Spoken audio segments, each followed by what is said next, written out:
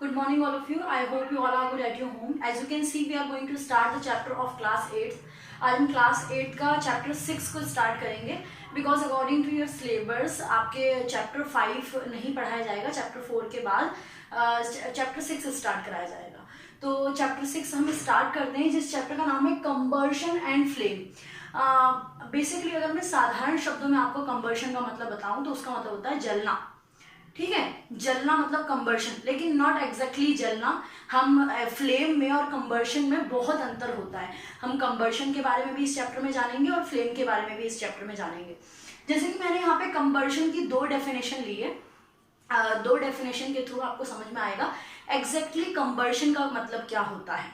ठीक है, burning of substance in the presence of air is known as combustion. Burning of substance that means किसी भी substance का जलना in the presence of air. देखो, ये आप अभी 8th क्लास में हैं. आपने अपनी जूनियर क्लासेस में 7th में 6th में इतना तो जाना होगा कि बिना हवा के आग नहीं लग सकती. जैसे सपोज कीजिए मैं अगर एक कैंडल लेती हूँ, कैंडल को जलाती हूँ, उस वक्त वो कैंडल जल जाएगी. लेकिन अगर उस कैंडल में, ये एक्टिविटी कई बार हुई होगी आपकी क्लासेस में, और मैंने उस कैंडल, जली हुई कैंडल के ऊपर अगर ग्लास रख दिया, उसको हवा को पैक कर दिया, हवा अंदर आने नहीं दी, तो वो कैंडल 1 मिनट में या कुछ सेकंड में बुझ जाएगी. क्यों? क्योंकि उसमें हवा का संपर्क नहीं आ रहा है. तो कंबर्शन बेसिकली क्या होता है, कोई भी सब्सटेंस प्रेजेंस ऑफ एयर यानी कि हवा के संपर्क में आने पर जलता है, उसको कंबर्शन कहा जाता है. ठीक है, अभी आप यहाँ पे स्लो कंबर्शन, रैपिड कंबर्शन, ये सारे कंबर्शन देखेंगे. तो इसके लिए मैं आपको सेकंड डेफिनेशन भी दिए कि आप कंबर्शन को लेके कंफ्यूज ना हो. तो सेकंड डेफिनेशन हमारी क्या बोलती है, when the substance burn it process carbon dioxide and energy in the form of heat. आपको ध्यान ये रखना है, कभी भी कंबर्शन हो रहा है, आपको कैसे पता चलेगा कि कंबर्शन हो रहा है. हमने कंबर्शन को बोला कि हवा के संपर्क में आने पर लगने वाली आग को कंबर्शन बोलते हैं, है ना. इसमें हमने यही समझा कि कोई भी सब्सटेंस हवा के संपर्क में आता है और वो जलता है, वो कंबर्शन कहलाता है. लेकिन सेकंड डेफिनेशन, हमें कैसे पता चलेगा कि ये कंबर्शन हो रहा है, हमें पता चलेगा व्हेन द सब्सटेंस, जब कोई सब्सटेंस बर्न होने के दौरान यानी जलने के दौरान प्रोड्यूस क्या करेगा, कार्बन डाइऑक्साइड को प्रोड्यूस करेगा. ध्यान रखना है आपको, कार्बन डाइऑक्साइड को प्रोड्यूस करेगा एंड एनर्जी, और एनर्जी को प्रोड्यूस करेगा. एनर्जी किस फॉर्म में प्रोड्यूस करेगा, हीट के फॉर्म में प्रोड्यूस करेगा. बेसिकली आप ये समझ सकते हो, हीट जनरेट होगी और कार्बन डाइऑक्साइड जनरेट होगा. एनर्जी हीट के तौर पे जनरेट होगी. दैट मीन्स एनर्जी जो जनरेट हो रही है in the form of heat generate हो रही है, क्योंकि हीट एक प्रकार की एनर्जी है. जैसे कि आप अगर हीट की एनर्जी अपने फूड को नहीं देंगे तो वो फूड पकना नहीं है. आप खाना बनाते हो तो उसको हीट एनर्जी प्रोवाइड करते हैं ना.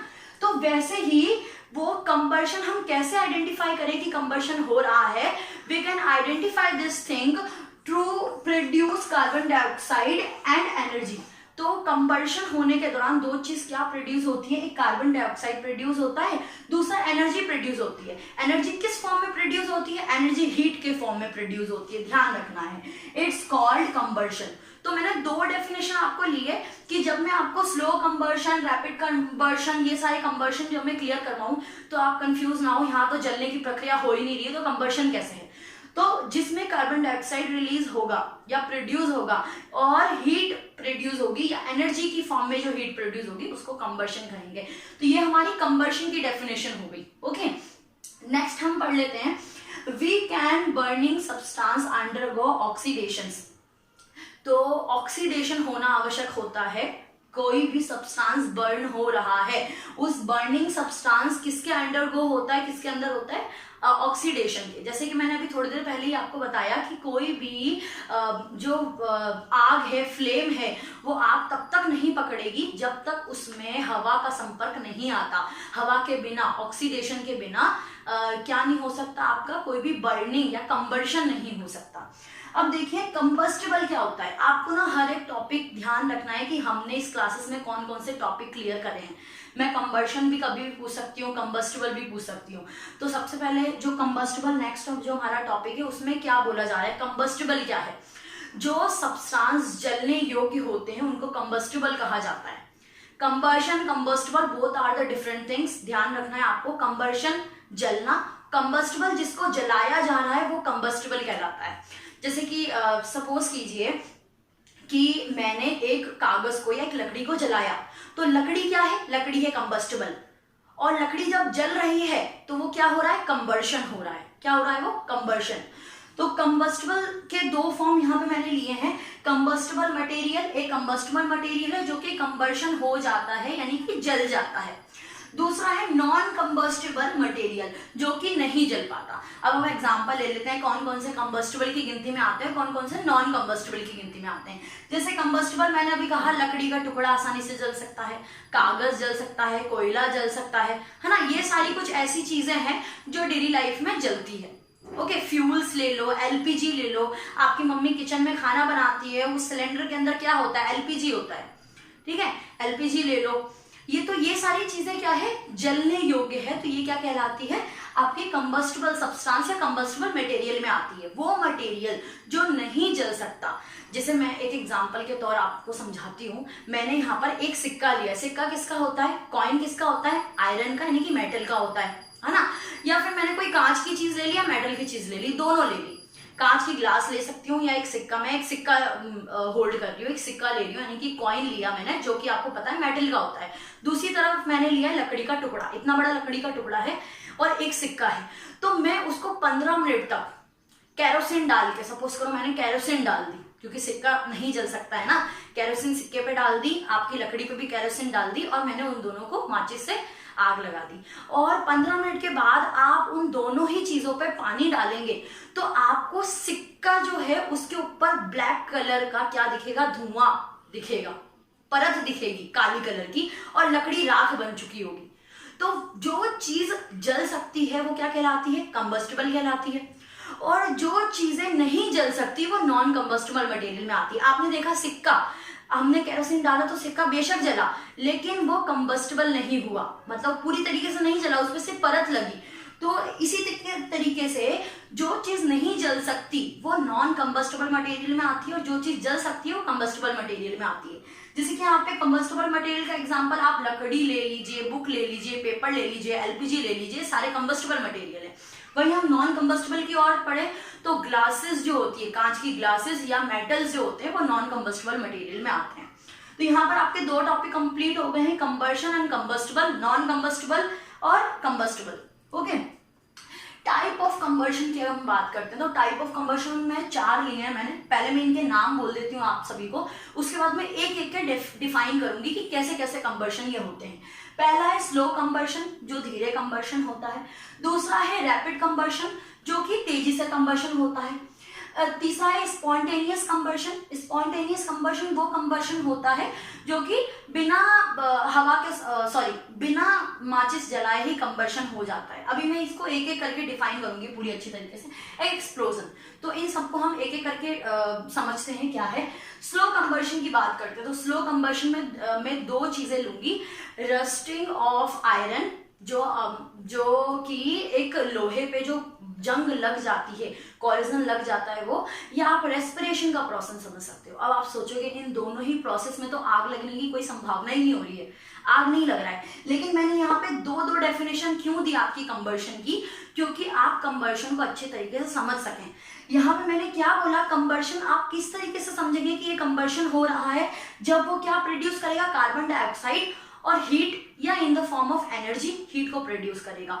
तो दोनों ही फॉर्म में, रस्टिंग ऑफ आयरन के अंदर या रस्टिंग ऑफ मेटल आप ले सकते हो, रस्टिंग ऑफ आयरन और आपका रेस्पिरेशन, दोनों में ही कंबर्शन हो रहा है, और इन दोनों कंबर्शन को आपका स्लो कंबर्शन की गिनती में गिना जाता है। अब मैं एक एग्जांपल ले लेती हूँ। देखो, रेस्पिरेशन का मतलब बहुत सारे बच्चे जो हैं, जो जूनियर क्लासेस में होते हैं, तो उनको इतना तक ही बताया जाता है breathing, but breathing is not the respiration, breathing just a part of respiration. Breathing एक रेस्पिरेशन का सिर्फ एक पार्ट होता है, ब्रीथिंग रेस्पिरेशन नहीं होता।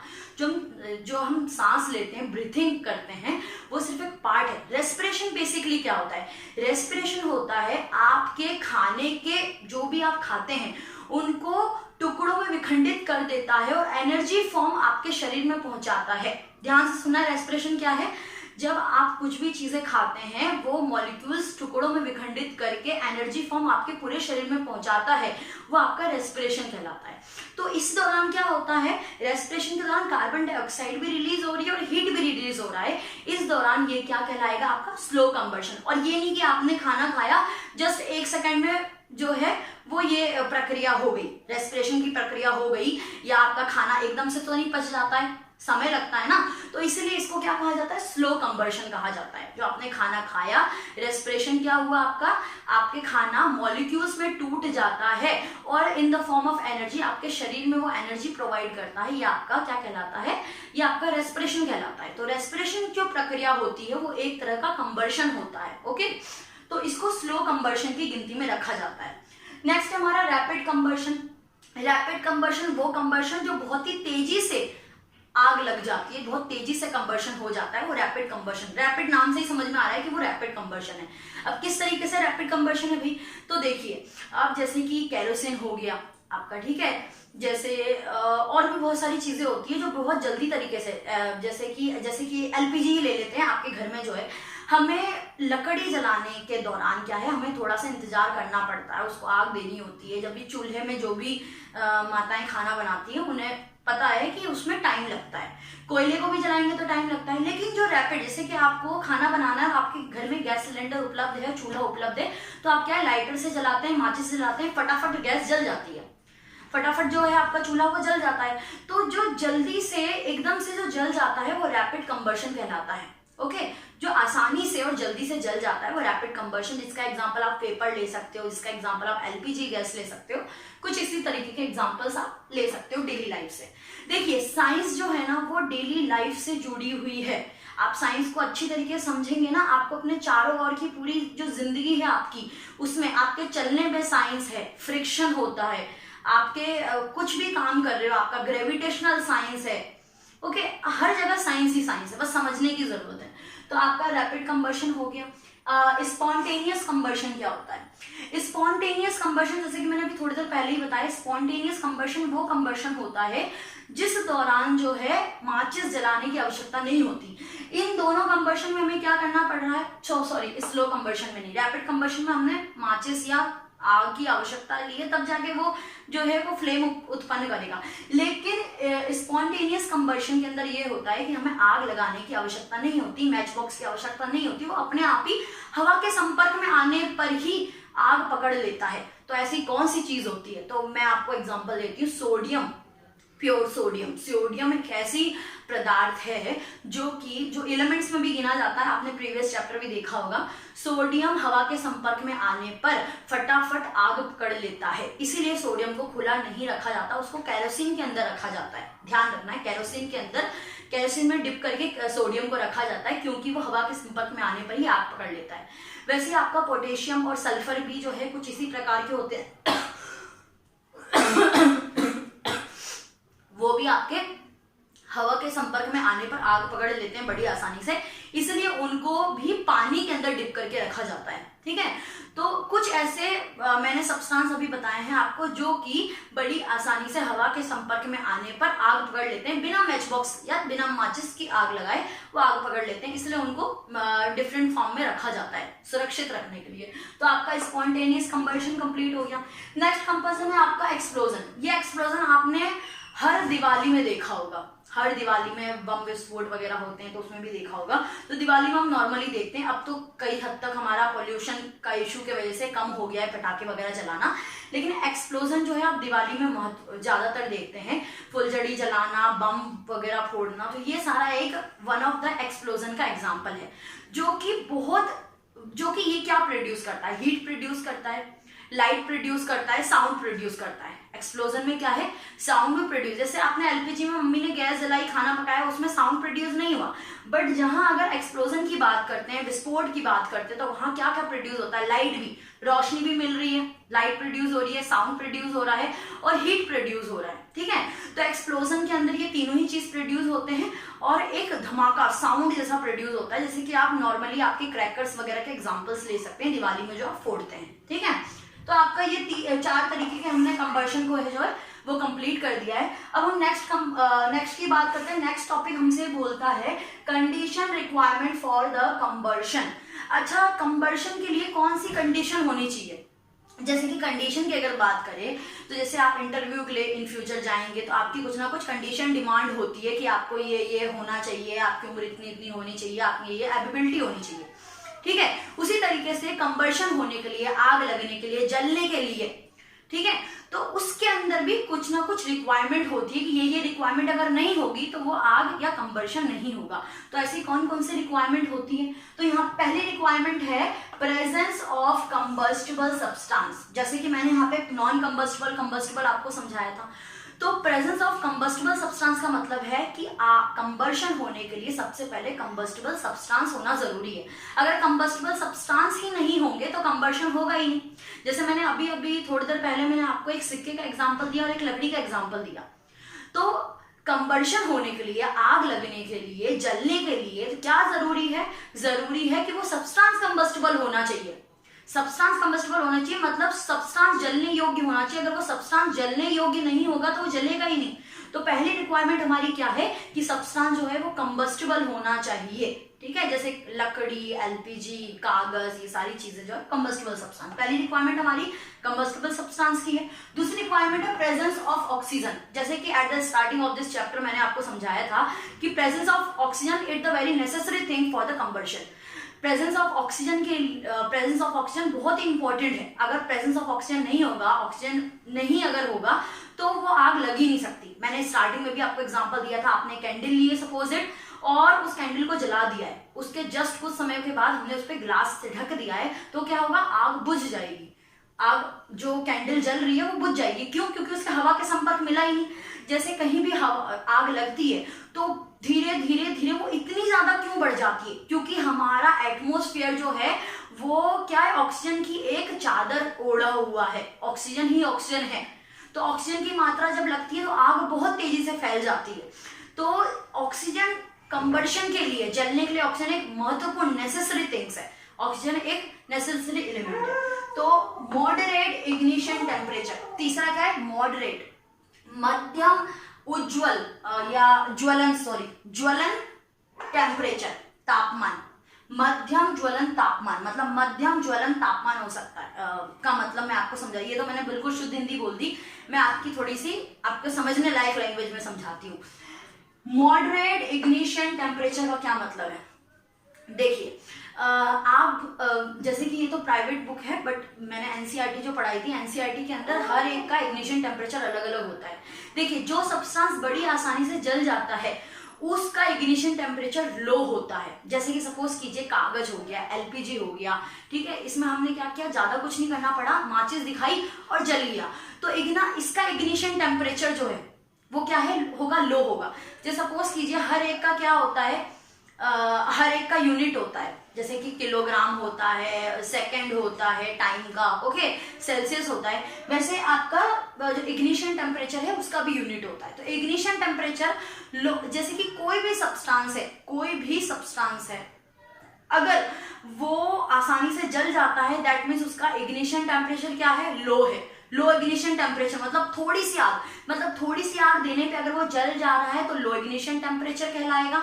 अगर उसको ज्यादा आग देनी पड़ रही, देखो मैं एक एग्जांपल लेती हूँ। हम सपोज कीजिए, मैं यहाँ पे थोड़ा सा रब कर देती हूँ, ठीक है, आपको समझाने के लिए। यहाँ पे मैंने कागज का टुकड़ा लिया है, ठीक है, यहाँ पे मैंने लकड़ी ली है, मैंने एक लकड़ी का टुकड़ा लिया है, यहाँ पे मैंने कोयला लिया है। अब तीनों ही चीज लकड़ी से बनी है, आपको इससे समझ में आ रहा है? कागज भी लकड़ी से, लकड़ी तो लकड़ी से बनी है, कोयले भी क्या बनते हैं? लकड़ी से बनते हैं। देखिए, कागज को मैं एक माचिस की तिल्ली लगाऊंगी और कागज जल जाएगा। वहीं माचिस की तिल्ली का एक डब्बा भी खत्म हो जाएगा तब भी ये लकड़ी नहीं जलेगी। उसके लिए मेरे को बहुत समय तक उसमें आग देनी पड़ेगी तब जाके लकड़ी जलेगी। और कोयले को तो बहुत ज्यादा ही देना पड़ेगा तब जलेगा। तो जो बड़ी आसानी से जल जाता है वो लो इग्निशन टेम्परेचर कहलाता है। जिसमें थोड़ा वक्त लगता है वो थोड़ा सा ज्यादा इग्निशन, मतलब एक तो लो इग्निशन टेम्परेचर होता है और एक हाई इग्निशन टेम्परेचर होता है। मतलब जिसमें ज्यादा समय लग रहा है जलने में उसमें ज्यादा इग्निशन टेम्परेचर की आवश्यकता है, मतलब उसका इग्निशन टेम्परेचर क्या होगा? हाई। तो अगर मैं कोयले की बात करूं, अगर मैं आपसे पूछूं कि हाई इग्निशन टेम्परेचर किसका होगा? हाई इग्निशन टेम्परेचर मतलब जिसको ज्यादा आग देनी पड़ रही है, जिसको लंबे समय तक आग देनी पड़ रही है। तो लंबे समय तक आग किसको देनी पड़ रही है हमें, लकड़ी को और कोयले को, और in fact comparison to wood coal को ज्यादा देनी पड़ेगी। तो हाई इग्निशन टेम्परेचर किसका होगा, कॉइल का होगा, मतलब उसको आग ज्यादा लंबे समय तक देनी पड़ेगी। और लो इग्निशन टेम्परेचर किसका होगा, आपका पेपर का होगा। तो इसका क्या होगा, लो इग्निशन टेम्परेचर होगा। तो इग्निशन टेम्परेचर की यूनिट्स भी होती है, वो आपको प्रीवियस जो आएगा जो चैप्टर नेक्स्ट, उसमें आपको अच्छे से क्लियर कराया जाएगा। अभी आपको ध्यान ये रखना है कि आग जलने के लिए मॉडरेट यानी कि मध्यम इग्निशन टेम्परेचर होना चाहिए। ये भी नहीं कि एकदम से ही जलाया और बिल्कुल ही विस्फोट हो गया जैसे पटाखे वगैरह होते हैं, वैसा भी नहीं, एकदम से नहीं। मध्यम इग्निशन टेम्परेचर होना चाहिए, मध्यम, सामान्य इग्निशन टेम्परेचर होना चाहिए, ठीक है। ये जैसे कि कागज का लो इग्निशन टेम्परेचर, और भी होता है जैसे एलपीजी ले लिया या आपने कैरोसिन ले लिया, उसका लो इग्निशन टेम्परेचर है, आप माचिस जलाओगे फट से आग लग जाएगी। तो इसी के साथ आपका जो चैप्टर है वो कंप्लीट, सॉरी चैप्टर नहीं कंप्लीट होता है, ये आपका कंटेंट जो है कंप्लीट होता है। नेक्स्ट जो क्लासेस होगी उसमें हम चैप्टर को कंप्लीट करेंगे। आई होप ये आपको समझ में आया होगा, समझने लायक लैंग्वेज मैंने आपको समझाया है, समझ में आया होगा। अगर समझ में आया है तो please like, subscribe and share जरूर करें।